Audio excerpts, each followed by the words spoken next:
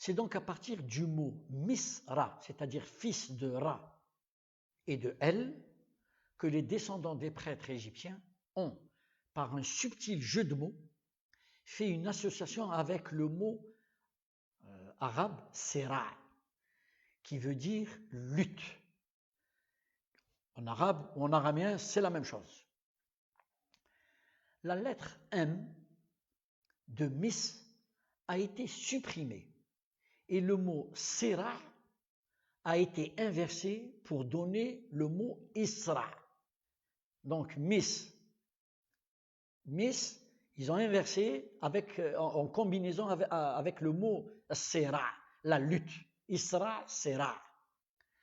Ce jeu de mots entre Isra et Sera a été combiné pour être mis en adéquation avec la légende de la lutte de Jacob. En réalité, c'est Yacob.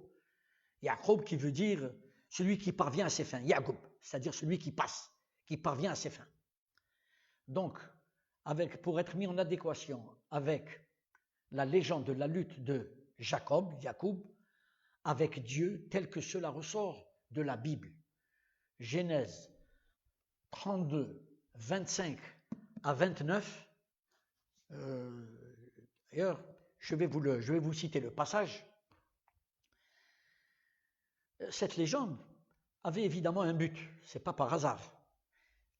C'était pour faire peur ou servir d'épouvantail à leurs voisins assyro-babyloniens et leurs puissants voisins, en inventant cette légende de lutte contre Dieu, de laquelle Jacob serait sorti vainqueur après une nuit de lutte.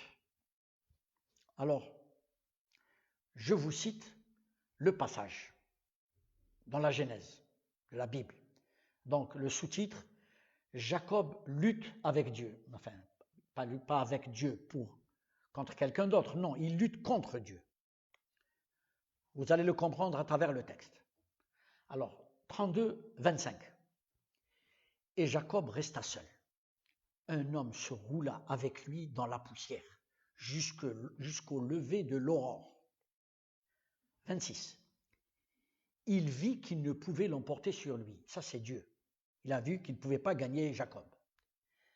Il heurta Jacob à la courbe du fémur, qui se déboîta alors qu'il roulait avec lui dans la poussière. Entre parenthèses, c'est depuis cette légende de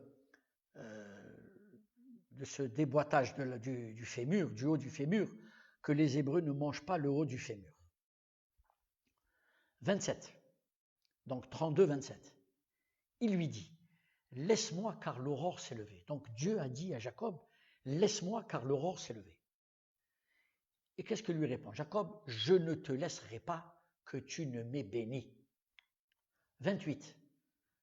Alors il lui dit, donc c'est Dieu qui lui demande, quel est ton nom? Et de répondre Jacob, donc Jacob. 29.